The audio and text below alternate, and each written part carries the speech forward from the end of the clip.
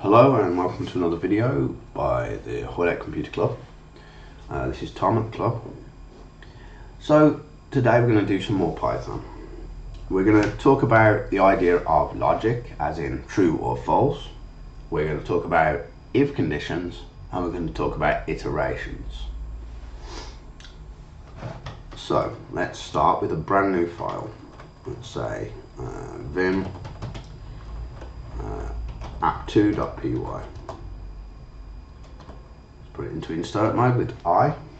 Now let's start talking about logic. So we can have true or false. These are what we call a Boolean data type. There's two states to this, either true or false. So in a Boolean data type, if I say A equals true, that means that A is true. Literally, it's true.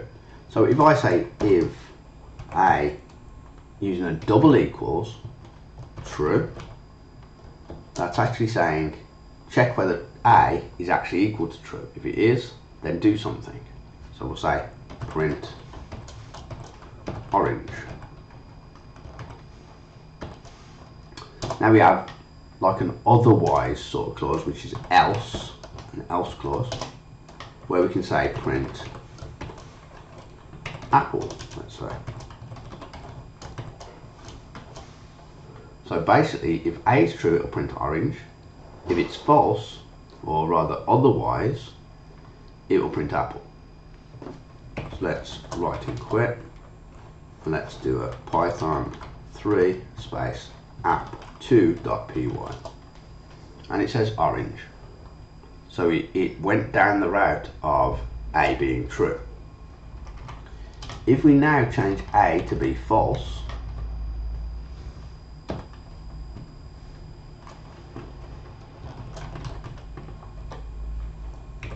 and write and quit, and then run it again, now it says apple instead, because A is not true. So that's the concept of logic and the concept of an if condition. Let's make B in a moment. Yeah, B is equal to Dave. Okay, it's a bit different. It's like, well, how do we check things here? Can it be true or false? No, it's just double equals. With something to the left and something to the right, it will return true or false, based on whether the thing that we're checking is true or false. So if we change this into something else, let's say, so if A is equal to Bob, then do orange. Right and quit. There you go. It's doing apple. So A is not equal to Bob, because it's false. So it's kind of returning a false to the if condition. So let's say if A is equal to Bob, then print orange. Now we can add another clause here, else if. But what we do is it's abbreviated, so it's L if. And we need to give it another condition. So we'll say if B is equal to Dave, then do this other thing. So print, hey Dave, what you doing? Perfect English. Okay. So now it's got several different branches it could go down. It's like you hit a fork in the road, but there's like several different turns that you can turn off, or a roundabout or something.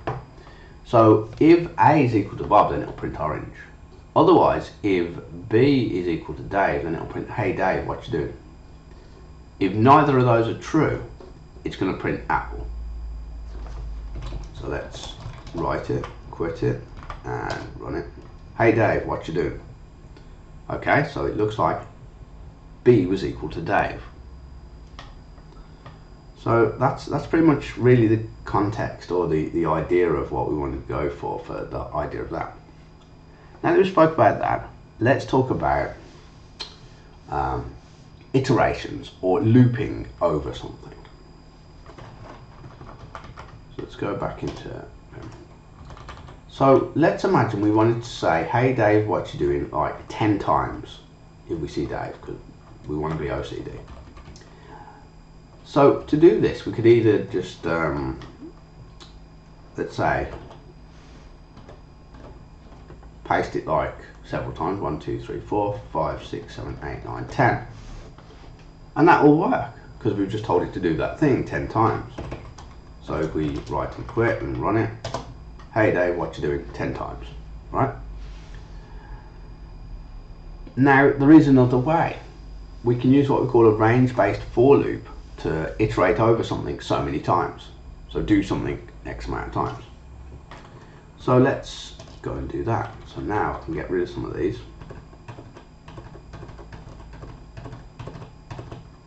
Let's just now use this and do a loop. So for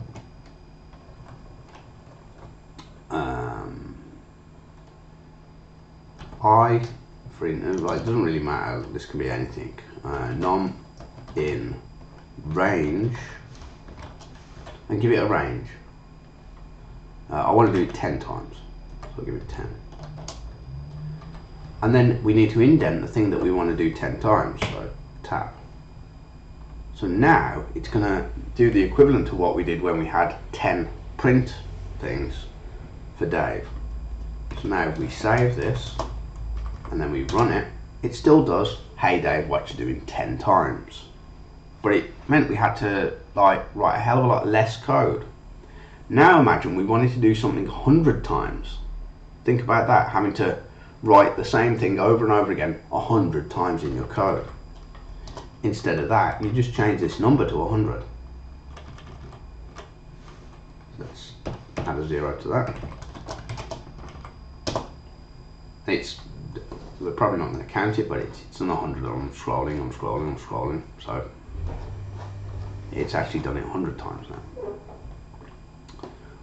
We don't only need to use like a static thing that we've got, we can actually utilize that variable that we gave. So that is this num in range.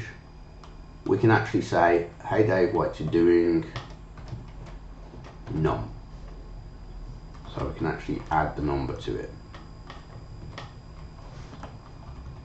So let's go over here, comma space, num. Now watch what happens. 99. Hang on a minute. That's not right, is it? We ask it for 100.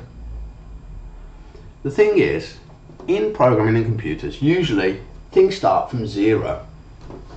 So if we go all the way up to the top, our first thing was, what you doing? 0. So 0 through 99 is 100.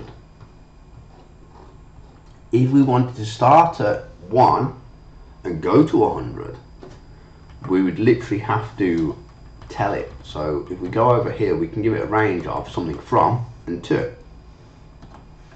So if I say 1 to 100. Now the problem is that's to 100 exclusive. So 1 is inclusive on the left side. This is an exclusive. So we need literally a 101 to go literally to print 1 through 100. So let's run it again. No, so now we've got 99, 100. But if we go to the top, it actually starts at 1. So we're able to kind of manipulate where something starts or finishes. We could do a range of like 200 to 301 instead. It doesn't have to start at 1 or start at 0. But it's up to us what we decide to do. So that's what we call a range-based for loop. There's other types of for loops. If you remember, we spoke before about lists. So let's go and deal with making a list as well. Let's say L equals some list. Let's give it a list of Steve, Joe, Bob, Nate. So we've now got a few different names. Now instead of hey Bob, what you doing, we'll do something else. We'll say hey Bob, what you doing. Actually, let's keep hey Bob, what you doing. That's fine.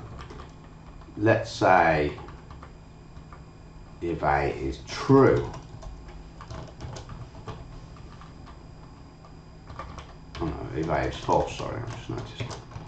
So if A is false, instead of printing orange, we're going to do another loop. We'll say for name in L. You know, when you're naming your variables, another quick thing, it's a good idea to have them meaningful. So we'll say names, plural. So it's a list of names. So for name in my list of names, I want to print hello name. So now it's going to go off and print each of the names. Let's get rid of this other print statement. And since A is false, the first thing it does is checks if A is equal to false. Oh, it's true. Now it goes over each of these names, and the first iteration will be Steve, next iteration will be Joe, then Bob, then Nate. And I've just noticed I don't think I ended that. Yeah, okay. So let's give that a go. Right, quit, and then hello Steve, hello Joe, hello Bob, and hello Nate. So we're now able to iterate over actual data inside a list. I think that concludes today's little talk about Python for now. So bearing in mind we spoke about the idea of Boolean data type, which was true or false, the ability to check if something's true or false, and the ability to iterate using a range-based for loop, and to iterate over a list data structure. I hope you enjoyed this. If you did, feel free to give it a like. If you want to see more content and want to be notified of the times when we do this content, feel free to subscribe and hit that little bell icon there. Well, you have a good day. I'll see you again.